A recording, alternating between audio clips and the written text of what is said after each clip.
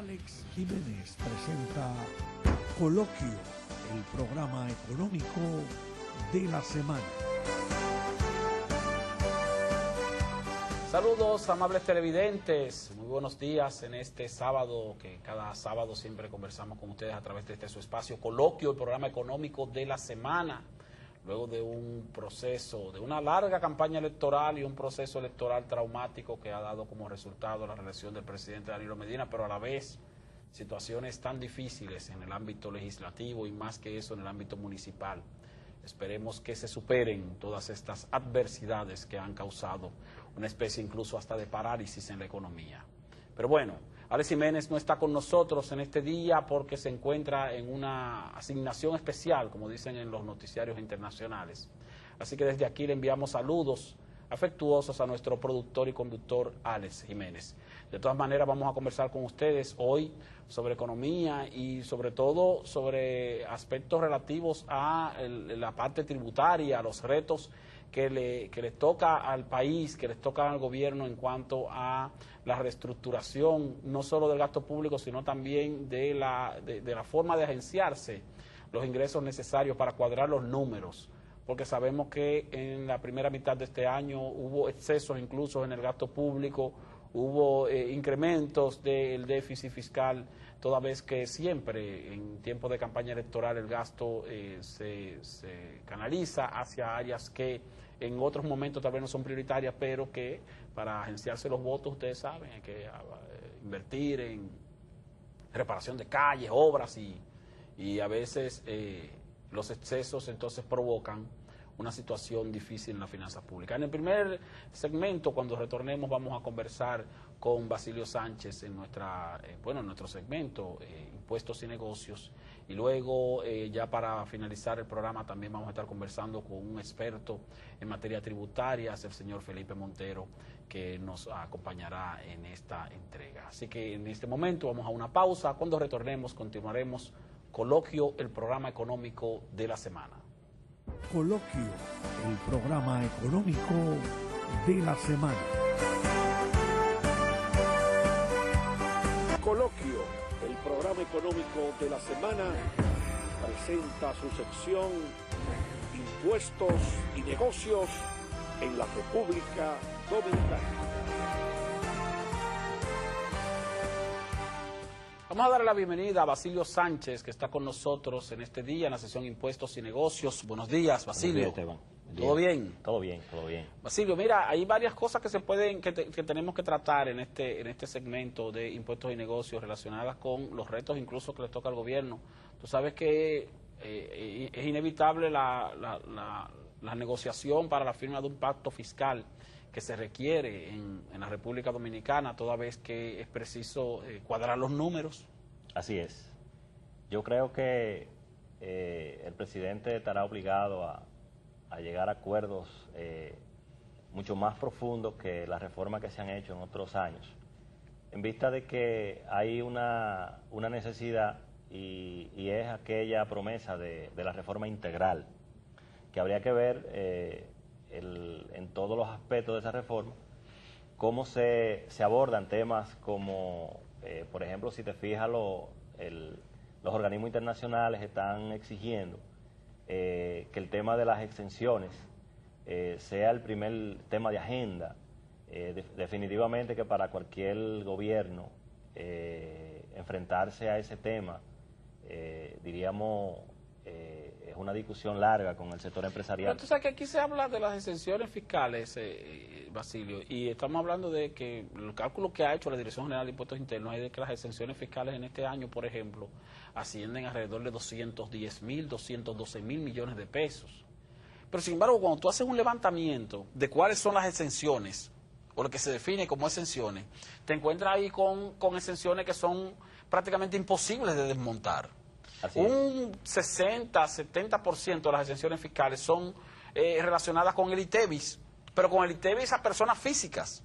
O sea, ¿cómo tú entonces, cómo tú liberas de exenciones o le quitas las exenciones a personas físicas? Por ejemplo, se coloca como exenciones para ponerte un ejemplo rápido, la exención que tienen los asalariados. Los empleados que hasta 36.000 pesos no se le cobra impuesto sobre la renta, hasta 36.000 pesos mensual que ganan. A partir de 36.000 pesos, 35.000 pesos mensuales, entonces se le aplica impuesto sobre la renta. Ah, bueno, eso figura como exenciones fiscales en los estudios que hace la DGI. Pero ¿qué vamos a hacer? Le vamos a quitar esas exenciones a los empleados y a estos trabajadores que ganan 7.000, 8.000, 9.000 pesos mensuales, le vamos a aplicar impuestos sobre la renta. O sea, para tener una idea, hay exenciones que son inaplicables. Así es. Tú sabes que cuando uno evalúa el tema a fondo, fíjate que el procedimiento que se ha establecido es que primero cualquier proceso de exención se tramita en el Ministerio de Hacienda. Y el Ministerio de Hacienda hace la validación del lugar y la remite a la Dirección de Impuestos Internos. Impuesto Interno no aplica esos procesos en automático. También hace un procedimiento diríamos, de actualización de cumplimiento. Y si esas entidades que están en proceso de beneficiarse con alguna exención no están al día o tienen algún tema pendiente, ya se queda en el aire. Ya se queda en el aire. Sí. O sea, que hay un control muy efectivo de las exenciones. O sea, habría que ver a nivel real de qué estamos hablando con las exenciones. Sí, porque también a lo que tú te estás refiriendo, y es bueno tomarlo en cuenta esto, o sea, para beneficiarse de una exención fiscal es preciso estar al día y claro en todo lo que tiene que ver con asuntos tributarios. Entonces la exención hasta cierto punto se traduce en un retorno para el fisco. Correctamente. Fíjate, yo estuve en estos días un caso muy interesante. Yo tenía un cliente que estaba haciendo transfiriendo un inmueble en el sector turístico. Donde hay exenciones. Donde hay exenciones. Sí. Y cuando recibo el rechazo, y vamos a verificar por qué, el que vendió el inmueble no estaba al día.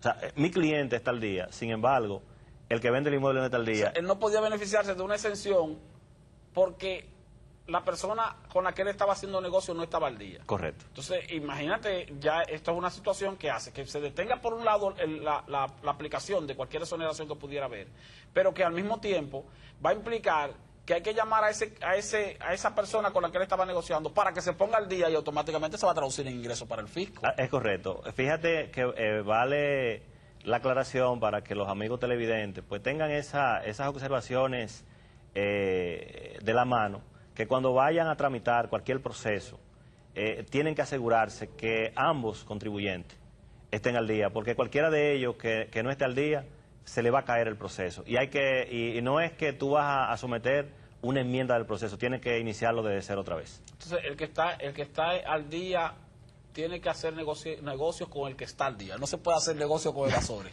Eso es correcto. Con gente que no esté... Pero cuando tú dices que se cae el proceso y tiene que iniciar otra vez de cero, ¿a qué nos referimos? Así? Fíjate que cuando tú tramitas una solicitud, tú sometes una serie de documentación. No es que la administración espera a que tú completes lo que te falta. Tiene que, de nuevo, hacer la solicitud desde cero y someter de nuevo. Una complicación. Es una complicación. Entonces, recuérdate que el proceso va de nuevo, va a finanzas. Sí. Entonces, realmente... La burocracia se torna incómoda. Sí, y fíjate que es como tú decías, lo que pasa es que ese mismo proceso hace más efectivo la mecánica de recaudación. Sí, claro. Es como el caso, por ejemplo, de las negociaciones con el Estado. O sea, bueno, que las pequeñas empresas, las medianas empresas, las microempresas pueden hacer negocios con el Estado. El Estado le garantiza la compra de hasta un 20% de los bienes y servicios que demandan. Pero para tú convertirte en suplidor del Estado, tienes que estar al día en el pago de todos tus impuestos. Así es. Impuestos sobre la renta, los reportes del ITEVIS, el pago de la seguridad social de tus empleados, tiene que estar bien formalizado y al día. Entonces, eso hace que automáticamente el gobierno reciba como retorno los pagos que corresponden. Pero aparte de eso, hay un capítulo o varios capítulos en la Dirección General de Impuestos Internos que se refieren a lo que se conoce como el cobro de las moras, el cobro de las multas, el cobro de los atrasos, y eso implica ingresos adicionales para la Dirección General de Impuestos Internos. Son los llamados accesorios. Correcto. Y esos accesorios, para tener una idea, el año pasado implicaron ingresos por el orden de los 6.000 millones de pesos. Fíjate, ese es un tema importante, Esteban, el que tú planteas. Fíjate que, visto la deficiencia que tienen las empresas pequeñas, sobre todo en su flujo de caja, normalmente tienen que caminar con cierta deficiencia en lo que es cumplir al día, en la cantidad de sus obligaciones tributarias. Y la verdad es que esos accesorios, esos recargos, esos intereses, son bien lesivos y fíjate que en los últimos años sus estadísticas han sido números importantes. Y se registran automáticos. En automático. O sea que no es un asunto de que tú de repente vas y hablas con el oficial de la oficina recaudadora, entonces, bueno, vamos a buscarle un bajadero a esto. No, que ya eso está ahí registrado y eso, para tumbar eso en términos tecnológicos es preciso pagar. Así es. Fíjate que con los, diríamos, el proceso de estar en orden para licitar en cualquier proceso con el Estado, ya el sistema no es manual en cuanto a la generación, por ejemplo, de certificaciones al día. Es el mismo sistema que la autoriza, y cuando el sistema busca algún incumplimiento, sea cual sea, automáticamente bloquea la impresión de esa certificación. Y se ha avanzado mucho. Fíjate, la Dirección de Contrataciones Públicas, por ejemplo, está instalando un sistema electrónico automatizado para las licitaciones públicas de las instituciones del Estado, mediante el cual incluso el suplidor del Estado podrá hacer toda la tramitación desde el principio, desde la participación en la licitación hasta el final, y presentación de ofertas, todo por la vía electrónica, por la web, lo cual es un gran avance, pero al mismo tiempo es un buen mecanismo para que no haya escapatoria en cuanto a el cumplimiento estricto de todo lo que tiene que ver con estar al día en el pago de los impuestos. Fíjate, Esteban, que yo creo que si en este caso la Dirección de Impuestos Internos hace un esfuerzo adicional en trabajar con el proceso de depurar lo que sería la base interna, para que estas certificaciones se den, diríamos, en automático, pero que ciertas situaciones que tengan contribuyentes que no necesariamente tienen culpabilidad en tener alguna omisión, sino por alguna situación interna. Si logramos que este proceso sea un poco más eficiente, la dinámica con el Estado va a resultar más cómodo y más equitativo para todos. Pero eso también tiene que ver a veces con la falta de información o de orientación de parte a veces de los mismos agentes tributarios de las oficinas de la Dirección de Impuestos Internos que en ocasiones no ofrecen la información completa, o que tal vez el pequeño microempresario que no tiene mucho tiempo para bregar con burocracia impositiva no hace las preguntas o las averiguaciones necesarias. Yo siempre he dicho que los microempresarios en este país no tienen problemas para pagar impuestos. Lo que tienen problemas es para el procedimiento que los lleva a pagar impuestos. A veces tú te encuentras, y me imagino que a ti te pasa como contador y asesor tributario, que que un microempresario te dice, mira, yo tengo el dinero para pagarlo, yo lo pago, yo no tengo tiempo de estar bregando con tanto papeleo. O sea, en el sentido de que a veces no es tanto el hecho de pagar, sino el hecho de cumplir con procedimientos que para un microempresario que lo que está es haciendo dinero trabajando, que tal vez no tiene un nivel académico muy avanzado, no encuentra el camino como para dedicarse a invertir tiempo y esfuerzo en el cumplimiento de trámites burocráticos que le restan en términos de ganancias al final, porque ese tiempo pudiera estar dedicándolo a el trabajo propio de la actividad que realiza. Totalmente de acuerdo, Esteban. Yo creo, fíjate que el espíritu del legislador ha estado claro por ejemplo, con mecanismos como el PCT, el Procedimiento Simplificado de Tributación. Sí. Yo creo que la Administración Tributaria debe de retomar esta facilidad para esos pequeños contribuyentes, pero retomarla de verdad, o sea, porque a veces tú notas mucha lentitud en acoger un procedimiento, y la verdad es que hay un nivel de contribuyentes que prácticamente es en automático.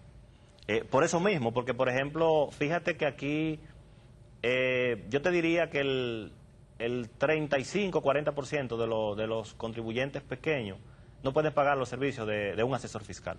Sí, exactamente. Que es una situación ya que le implicaría costos adicionales. Así es. Entonces tienen que hacer su trámite de reporte de impuestos particular él mismo, o sea, porque no tiene como nombrar un personal para eso. Ahora, ¿qué implica eso? ¿Qué implica esto? Y hay algo que quería también referirte, Basilio.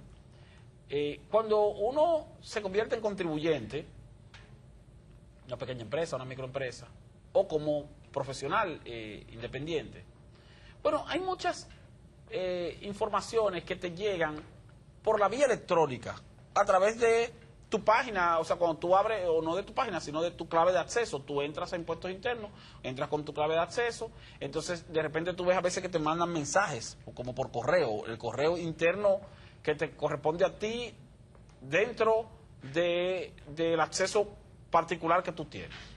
Ahora, te hago referencia a eso porque a veces puede ser que te manden por ahí algún mensaje que es importante en términos de alguna notificación o algo por el estilo, y tal vez el contribuyente lo abre, no lo lee, y si no lo lee, entonces se da como recibido o no se da como recibido. O sea, ¿cómo funciona eso? ¿Qué pasa cuando tú recibes una notificación de parte de Impuestos Internos por la vía electrónica?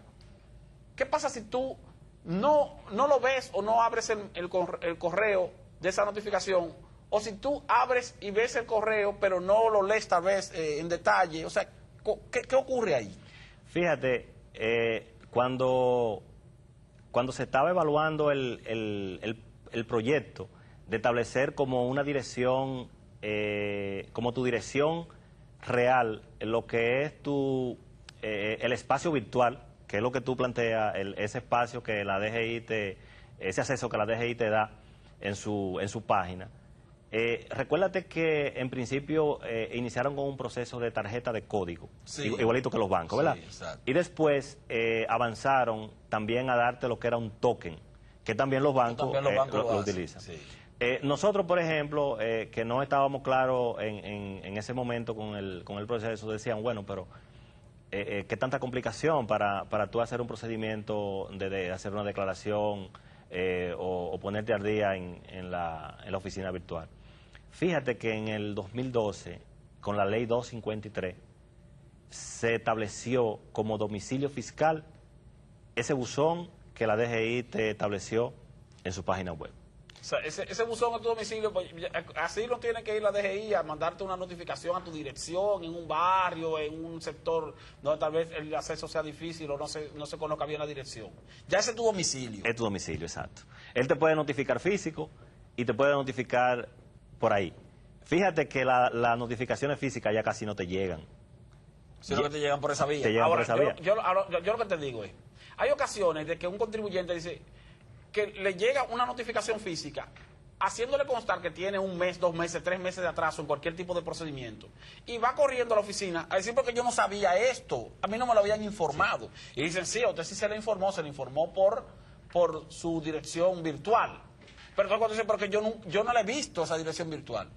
O sea, a veces pasa también que tú tienes tal vez una secretaria que tú la mandas a que te haga los reportes, por ejemplo, del pago del ITEVI, que es un reporte mensual, sí, por ponerle un ejemplo. Y tal vez le llega una notificación, la secretaria abre y ya por el hecho de haberlo abierto sin leerlo, ya la institución, la DGI, lo da como por recibido. Asume que ya usted lo recibió. Así es. Usted tiene conocimiento de esa notificación. Así es. Pero tal vez el propietario del negocio ni la ha visto, de verdad. Eso es correcto. Y por lo que tú planteabas originalmente, fíjate que los pequeños contribuyentes normalmente tienen a una persona de apoyo. Nosotros, por ejemplo, a esa persona de apoyo siempre la instruimos y le indicamos que ese buzón solamente debe de reservarlo para el asesor fiscal, porque a veces abren, inclusive hasta por un tema de tiempo, ni lee bien lo que abrió, y ya la DGI recibió una notificación. De que usted está al tanto de lo que se le notificó. De que está notificado. Sí. Entonces, ¿qué pasa, Esteban? Normalmente te dan 5 días, y esos 5 días pasan rápido. Te notifican el lunes, y ya el próximo lunes ya tú estás en falta. Pero cuando tú vas, por ejemplo, a una administración local, el ente que te recibe no puede hacer nada, porque tú violaste una reglamentación de tiempo que no tiene vuelta atrás. Entonces, ahí en ese caso no estamos hablando de que está mal por parte de la autoridad tributaria. Lo que queremos es orientar a la gente, a los pequeños, principalmente a los micro, pequeños empresarios y a los profesionales independientes que ofrecen servicios, a que se mantengan al día, que se mantengan informados y que se mantengan atentos a ese tipo de notificaciones para que no caigan involuntariamente en mora o en atrasos que realmente implican costos grandes, porque cuando se computa una mora o que tú estás en falta en cuanto al cumplimiento de un procedimiento, de un plazo específico, eso no tiene vuelta atrás. Eso tú o pagas. Y es una situación que se torna a veces incómoda porque el costo resulta muchas veces más elevado de lo que originalmente tú debías. Y no quiere decir que tú seas un malapaga, sino que por ignorancia no te enteraste. Así es. Y fíjate, Esteban, que eso tiene implicaciones a veces mucho más importantes que una simple deuda, porque a veces la deuda quizá no es tan importante desde el punto de vista del monto, pero a veces suceden fenómenos como bloqueo de comprobantes fiscales, que ya, por ejemplo, cuando la DGI te bloquea, automáticamente te ha cerrado, porque ya tú no le puedes vender a nadie. No puedes vender más adelante. Sí, entonces, diríamos que la responsabilidad de este espacio y de uno como asesor fiscal es orientar al contribuyente para que mantenga ese nivel de cumplimiento y evite esos impases, porque al final de cuentas, fíjate que la administración tributaria lo que está haciendo es un trabajo que tiene pautado. No, yo conozco pocos casos de violaciones de derechos del contribuyente, porque fíjate que ya la regla de juego está tan clara, que es en el descuido del contribuyente que se suscitan los problemas. No necesariamente porque tenga la intención de evadir. Así pero es. ahí sí creo que la autoridad fiscal, la autoridad tributaria debería tener un poco más de flexibilidad en cuanto al establecimiento de acuerdos de pago que se hagan efectivos en términos reales y que impliquen el desbloqueo. Porque muchas veces tú te encuentras también con contribuyentes que dicen, bueno, mira, pero es que yo quiero pagarte, pero no puedo pagarte porque tú me tienes bloqueado, entonces yo no puedo seguir haciendo negocio. Entonces, ¿cómo te pago si tú mismo me estás cerrando el negocio de manera virtual? Entonces, si no puedo seguir produciendo dinero, entonces se me va a hacer imposible pagarte, entonces voy a seguir creciendo una deuda que me va a llevar al final a la quiebra o al cierre del negocio. Entonces, ahí sí se pierde más por menos. Sí, yo creo, Esteban, y eso que tú apuntas es una observación que hay que hacerle al director general, para que evalúe con sus equipos de administradores y personas que tienen que ver con las áreas de recaudación. Porque yo creo que si en vez de tú pedir un 30% de avance para un acuerdo de pago y realmente ese contribuyente no tiene las condiciones, llegar a un monto 10%, 15% y permitir diríamos el retorno en la vida económica de ese contribuyente, porque cuando un contribuyente te dura 2 meses bloqueado, 3 meses bloqueado, ya está quebrado. Sí, está quebrado. Sí. Entonces, el hecho de tener que buscar un 30% para poder para poder dar inicio al proceso para ponerse al día. Primero, 30% a veces es mucho si el monto de la deuda ya es alto, pero al mismo tiempo se torna contradictorio porque para la institución tributaria lo importante debe ser que esa empresa siga en marcha, porque como quiera va a seguir produciendo dinero y va a seguir contribuyendo a pagar impuestos. Es como cuando tú vas al banco, si tú tienes una deuda grande, una deuda hipotecaria, qué sé yo, y vas al banco y le dices al banquero, mira, yo no puedo seguir pagando, yo definitivamente, ocúpame el inmueble porque yo no puedo seguir pagando. Lo que hace el banquero que te dice, no, pero espérate. Vamos a resolver eso, vamos a buscar la manera, vamos a recomponerte el préstamo, vamos a ver si te ampliamos la cuota, si te ampliamos el plazo y bajamos la cuota. ¿Por qué? Porque para el banquero no es práctico tener que incautar un bien inmobiliario y luego entonces tener que depurarlo para poder venderlo, para poder convertirlo en dinero. Correcto. Para el banquero lo importante es que mejor siga el flujo de dinero. Entonces yo prefiero llegar a un acuerdo contigo para que tú me sigas pagando, aunque sea poco, aunque sea en otro plazo, y no tener que obligarte a entregar el inmueble o llevarte a la quiebra. Y eso también debería ser la Dirección de Impuestos Internos. Nos queda un minuto, Basilio.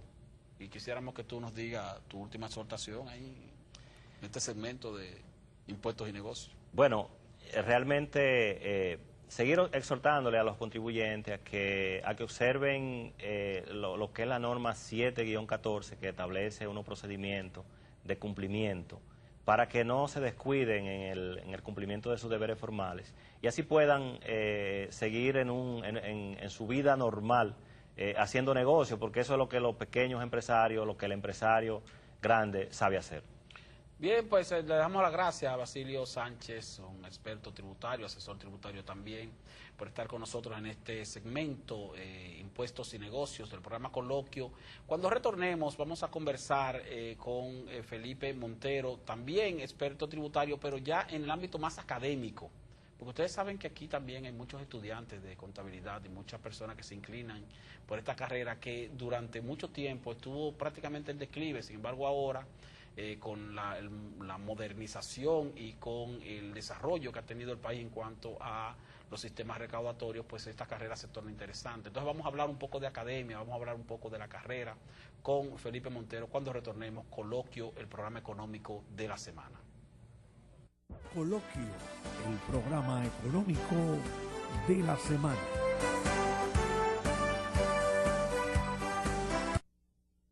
Coloquio, el programa económico de la semana. Le damos la bienvenida a Felipe Montero, como decimos, contador público autorizado, experto tributario que está con nosotros para conversar sobre temas relacionados con las políticas tributarias del país. Felipe Montero también es aspirante a la presidencia del Instituto Nacional de Contadores Públicos, ¿verdad? Así es. Eso es importante. Pues entonces, Felipe, quisiéramos que inicialmente usted nos diga cuándo están programadas las elecciones del INCAR, Instituto de Contadores Públicos Autorizados, ¿es así, verdad? Así es. Sí, pues para que nos diga cuándo son las elecciones y cuáles son inicialmente los planes que usted tiene en esa dirección. Buenos días.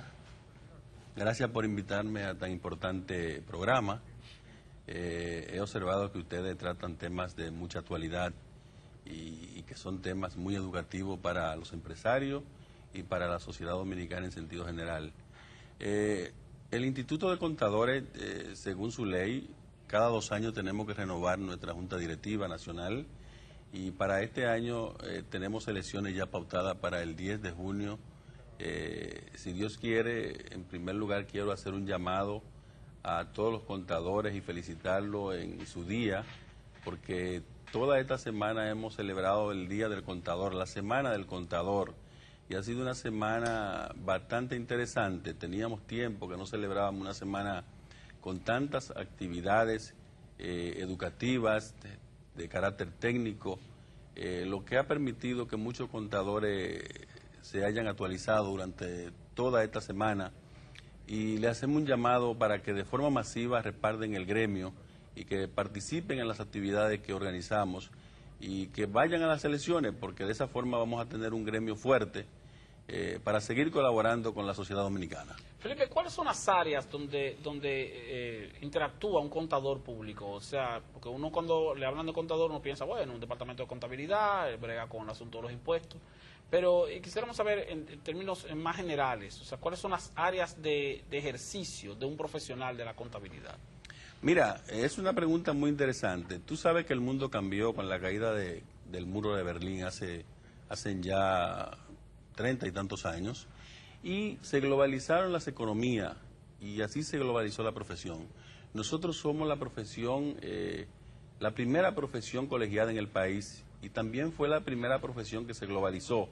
Y ya no tenemos al contador que era un simple tenedor de libros, tenemos ya más a un gestor financiero, a un consultor financiero, que tiene diversidad de actividades dentro de una empresa. Nosotros los contadores somos quienes hacemos las informaciones para que los hombres de negocio y los gobiernos tomen decisiones. Imagínate lo importante que se ha tornado la profesión, si con los informes nuestros es que los hombres de negocio toman decisiones, miden el crecimiento de la economía global, se permiten calcular de forma efectiva cuál es el nivel de tributación de una empresa, de una corporación, pero también se mide la tasa efectiva de tributación y y la presión tributaria de que tantos hablamos aquí en la República Dominicana.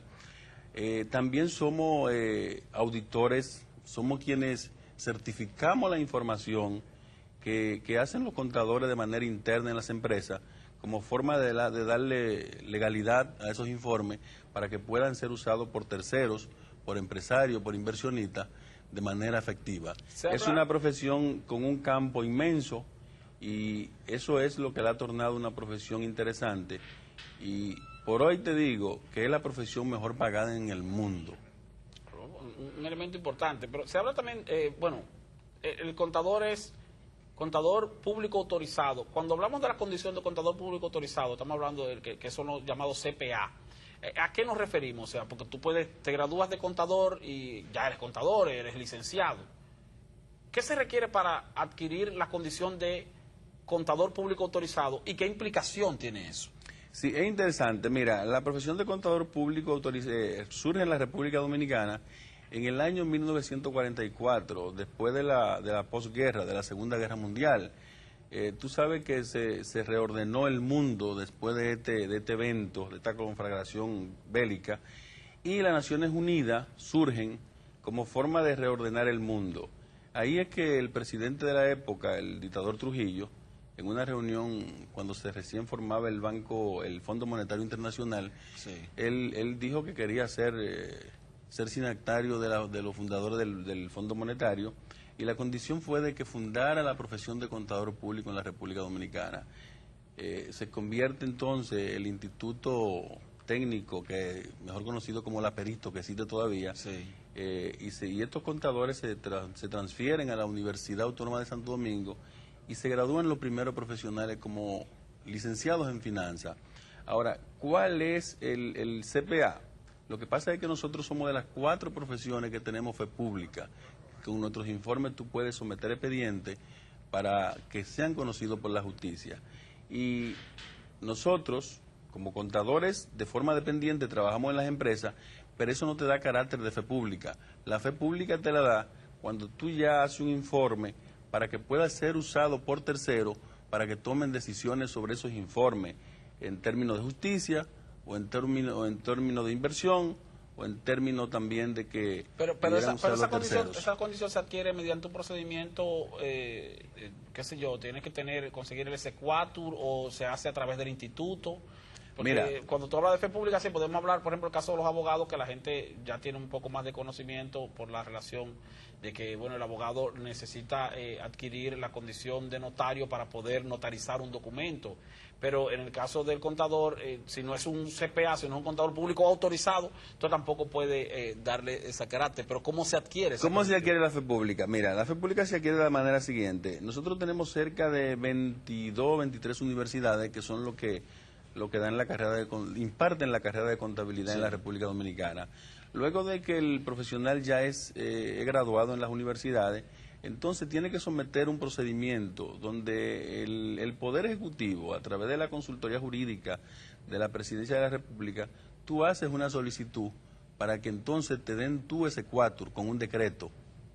Luego que ya tú tienes el decreto, entonces tú tienes que ir y juramentarte al Instituto de Contadores Públicos, hacerte miembro, y a partir de ahí ya tú eres un contador público. Hasta tanto tú no has cumplido con ese procedimiento, no puedes ejercer. Tú eres licenciado en contabilidad, pero tú no eres contador público autorizado, porque la fe pública te la da, en primer lugar, graduarte de contador, luego tener el S4 que te lo emite la Presidencia de la República vía el Ministerio de Hacienda, y luego entonces juramentarte en el Instituto de Contadores Públicos, porque es el rector de la profesión, mediante la Ley 633 del año 1944. Eso pasa con los abogados, eso pasa con los ingenieros y pasa con los médicos. Con los médicos. Somos sí, 4 profesiones que tenemos esa característica de fe pública. Hay una situación, el contador público, bueno, que es un asesor directo del Estado, se pudiera decir, y también un supervisor o auditor.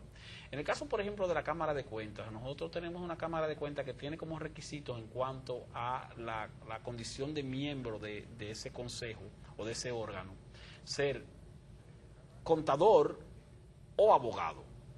Y creo que históricamente la Cámara de Cuentas solamente ha sido dirigida por un contador, presidida por un contador en una ocasión. Creo que Andrés Terrero fue presidente, cuando fue presidente de la Cámara de Cuentas, y Andrés Terrero, su profesión original era de contador público. Pero después, históricamente, siempre ha sido abogados los que han dirigido este órgano. Sí, eso ha sido una situación que se ha dado en la República Dominicana y que realmente yo pienso que ha sido incluso hasta un error, porque es que la Cámara de Cuentas es el órgano, es el auditor externo del Estado Dominicano. Para mí es la segunda institución más importante que tenemos en el país, porque es quien certifica si los fondos públicos han sido utilizados de manera transparente o no han sido utilizados de manera transparente. ¿Qué ha pasado? Que tradicionalmente los órganos de poder, que son los que han tenido la potestad para elegir a los miembros de la Cámara de Cuentas, pues han sido abogados y se han inclinado por ternas compuestas por abogados. Sí. Como tú decías, Andrés Terrero, que es un contador público meritorio, que digna la profesión de contador público, fue el primer contador presidente del Pleno de la Cámara de Cuentas. El primero y único. Sí. Y único. Eso es así es. Increíble. Pero vamos a trabajar para que tengamos en el futuro contadores también presidentes y miembros del Pleno de la Cámara de Cuentas. Eso es importante. Pero, Sí. bueno, yendo un poco más a lo particular, estamos hablando de contadores que sí fungen como asesores de empresas, y hablamos anteriormente también con Basilio sobre la parte de la necesidad que tienen las micro, pequeñas empresas de tener, por lo menos aunque sean asesores, de contadores que los asesoren y los ayuden con el manejo del pago de los impuestos, aunque sean contratados de manera externa, no tal vez contratados para estar fijos en la empresa, porque no tendrían como pagarle por ese servicio permanentemente con horario. Ahora, hago la referencia porque en las últimas, quizás en los últimos 20 años en la República Dominicana se ha avanzado mucho en cuanto a la organización del aparato tributario con relación a la forma de cobrar los impuestos, con relación a la forma de mantener un control más estricto en ese sentido. Y eso ha hecho entonces que cada vez más las empresas demanden, ya sean pequeñas o grandes, y hasta los profesionales independientes demanden de los servicios directos o indirectos de los contadores. Por lo tanto, ahora hay mayor interés de personas, de muchachos, cuando se gradúan de bachillerato, de estudiar esta carrera que tal vez hace 30 años tal vez no se sentían tan motivados, porque decían, bueno, pero mira que no hay mucho empleo para los contadores. Ahora sí hay empleos para los contadores. O sea, es muy difícil ver un contador público que no tenga un empleo fijo o que no tenga también algunas igualas que le permitan sobrevivir en ese sentido. Entonces, por eso vemos que ahora las universidades tienen mucho más jóvenes estudiantes inclinados hacia esta carrera. Sí, así es. Mira, la República Dominicana está viviendo un momento muy interesante, y que nosotros, desde el punto de vista fiscal, hemos tenido, para mí, dos grandes reformas. Nosotros hemos reformado la ley de impuestos aquí más de 40 veces, Sí. pero han sido reformas para hacer incrementos de impuestos solamente, en su mayoría. Ahora, en el año 1992, nosotros tuvimos una gran reforma, que fue cuando pasamos de la antigua ley 5911 a la ley 1192. Eso fue una gran reforma. Pero la mayor reforma de todas ha sido, y pasó casi desapercibida, la implementación de los comprobantes fiscales. Ah, exactamente. Sí, la implementación de los comprobantes fiscales ha convertido el sistema tributario de la República Dominicana en un círculo vicioso, donde el control es tan estricto que ya los mecanismos que se usaban de evasión ya no es posible, porque lo que tú haces por aquí tiene un impacto por el otro lado. Sí. Las transacciones que tú no reportas como empresario, con quien tú haces negocio, con tu proveedor o tu suplidor, automáticamente él las reporta y tú quedas entonces al descubierto. Entonces esto ha hecho que nuestros contadores tengan un campo de trabajo muy amplio, y incluso hemos caído en en una especie de error, y es que nosotros estamos dedicando 80, 90% del tiempo que debemos dedicarle a la contabilidad financiera, se lo estamos dedicando a la contabilidad fiscal. Sin embargo, quien nos paga a nosotros es un empresario para que defendamos los temas de su empresa. Sin embargo, estamos dedicando más tiempo a lo que es la contabilidad fiscal, para que el Estado tenga control de las operaciones de las empresas. Cuando hablamos de contabilidad financiera, ¿nos referimos a análisis de flujo o análisis de factibilidad de determinados negocios? No, mira, es muy interesante tu pregunta. Aquí históricamente, incluso contadores, tienen un enfoque muy errado y no saben distinguir lo que es la contabilidad fiscal de la contabilidad financiera. La contabilidad financiera es la base de toda esa contabilidad que se fundamenta en las transacciones que día a día realiza una empresa. Ahora, no necesariamente esa contabilidad financiera es fiscal, porque hay partidas que la contabilidad financiera reconoce que no son partidas que reconoce la contabilidad fiscal. Entonces, la contabilidad fiscal es netamente la que tú haces para tributar, para hacer tus declaraciones de impuestos, de ITEVIS, de IR2 al cierre del año, de 606 de costos y gastos. Y la financiera tiene como objetivo tú emitir estado financiero para que los empresarios vean cuál es el rumbo que lleva su negocio, cuáles son los indicadores de su negocio, de forma que puedan tomar decisiones a tiempo y de manera oportuna para ello enderezar el rumbo de su negocio. Entonces, contabilidad financiera también, para hacerlo un poco más particular. Yo como ciudadano, que tal vez soy un asalariado, no soy empresario, no tengo empresa, entonces yo voy a solicitar un préstamo a un banco para, qué sé yo, para comprar un apartamento, para comprar una casa. Entonces el banco me dice, mira, tú tienes que demostrarme que tú tienes los suficientes ingresos como para poder pagar el monto de la cuota que tú vas a tener en los próximos 15 años, 20 años, 10 años, depende del plazo del préstamo. Cuáles son tus ingresos como asalariado, pero también cuáles son ingresos adicionales que tú tienes para comprobar el banco cuál es tu capacidad de pago o tu capacidad de solvencia. Ahí entonces te mandan a buscar un estado financiero que esté sustentado por un contador público autorizado. Así es. Eso es contabilidad financiera. Sí, así es. Y eso le ocurre a todo el que va a solicitar un préstamo cuando son un préstamo ya de montos relativamente altos o que están muy por encima tal vez de la condición económica que pueda tener el ciudadano. Y ahí también entonces el contador es necesario y hay que salir a buscarlo corriendo. Mira, un contador, yo necesito que tú me hagas un estado financiero. Para yo llevárselo al banco, va a decir al banco, yo soy solvente y que me apruebe el préstamo. Sí, es muy interesante esto y es que nosotros aquí tenemos un sistema financiero muy regulado, que ha tenido etapas críticas, pero que gracias a Dios nuestras autoridades han logrado conformar un organismo de supervisión bancaria eficiente y está dentro de los primeros organismos supervisores de la región, que es la Superintendencia de Bancos. Tú sabes que una condición sine qua non para tú poder ser sujeto de crédito es que tú muestres tu capacidad de pago. Sí. Y tu capacidad de pago solamente es posible mostrar a través de medir tus indicadores con estado financiero y que sean estados financieros certificados por contadores públicos autorizados, porque eso es lo que le da fe pública y le da confianza a que las cifras que se dicen ahí son cifras confiables. Ahora, ¿qué pasa? En los últimos años, hace 2 o 3 años, la Superintendencia de Banco emitió una resolución donde ellos permiten que los estados financieros para préstamos por debajo de 25 millones de pesos puedan ser incluso firmados por cualquier tipo de contador y no tiene que ser un contador público autorizado. Eso es como una forma de burocratizar un poco y agilizar los procesos. Y yo pienso que aunque nos afecta a los contadores esto, pero realmente ha sido beneficioso porque ayuda a que la gente pueda acceder a crédito con rapidez en los bancos. Sí, porque esa también es una ya los préstamos mayores de 25 millones, pues tienen que ser ya dictaminados por un contador público autorizado o una firma de contadores, porque es importante aclarar que la profesión también se ha convertido en una profesión de empresarios. Las grandes firmas de contadores son empresas muy importantes y empresas que generan unos niveles de empleo impresionantes. Aquí hay firmas que tienen 200, 300 empleados y que generan miles de millones de pesos en ingresos anuales. Son estas firmas ya que son las que hacen los estados auditados de grandes empresas también. De grandes corporaciones.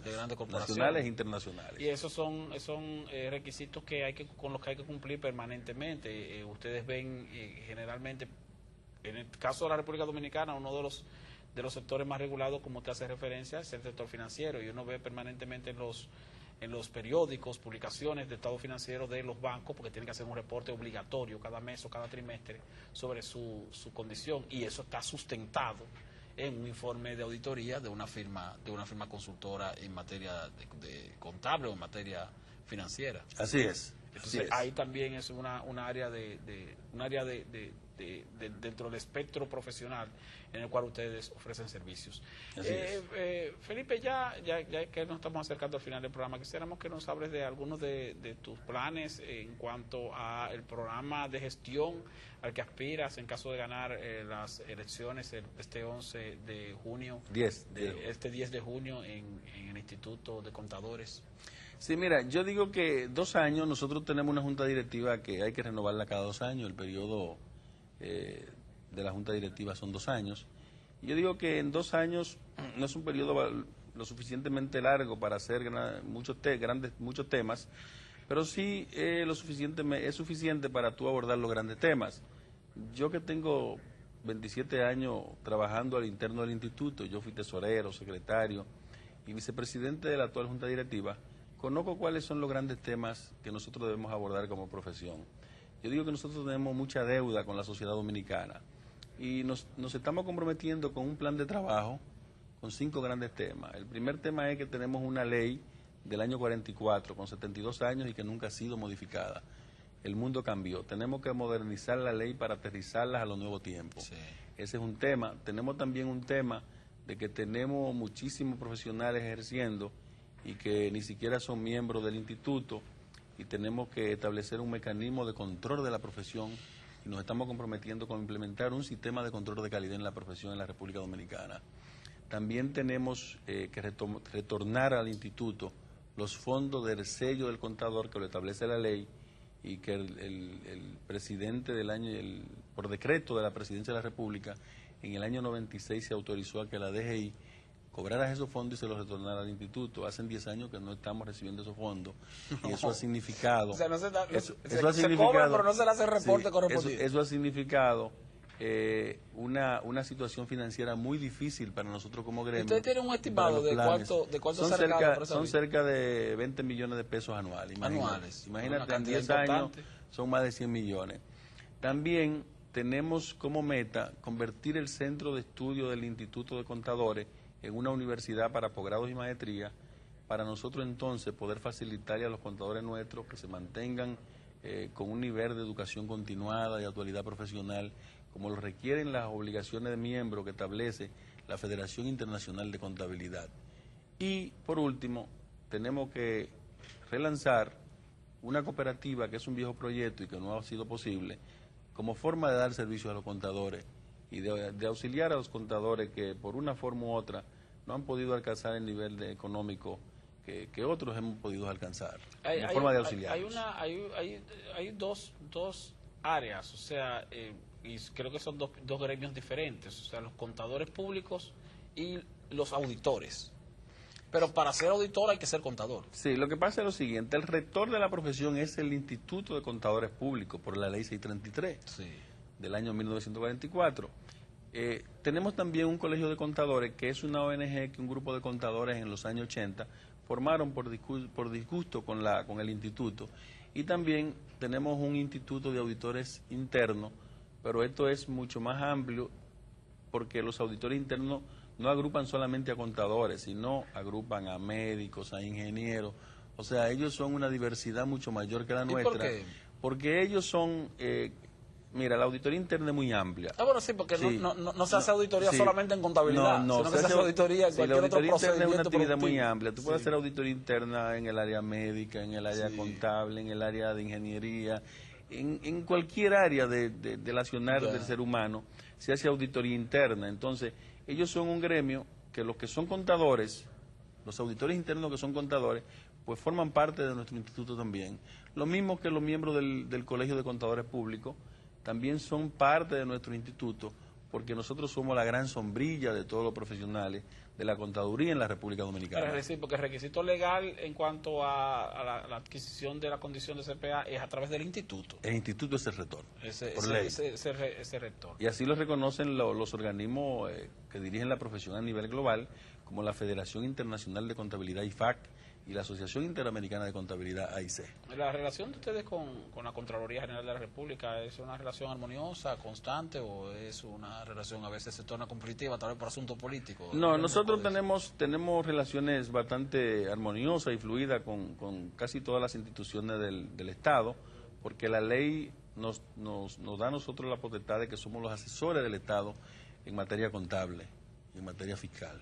Bueno, pues nosotros les damos las gracias a Felipe Montero por estar con nosotros aquí para conversar sobre sus intenciones de llegar a la presidencia del Instituto de Contadores Públicos Autorizados y de hacer una gestión bastante interesante tomando en cuenta los planes que nos ha mencionado en este momento. Y al mismo tiempo le deseamos suerte en esas elecciones que serán el 10 de junio. Por lo pronto también aprovechamos para enviarle un saludo afectuoso a nuestro productor y conductor Alex Jiménez antes de despedirnos, como siempre exhortándolos a que continúen con nosotros cada semana. Coloquio, el programa económico de la semana, y que Dios bendiga al pueblo dominicano. Coloquio, el programa económico de la semana.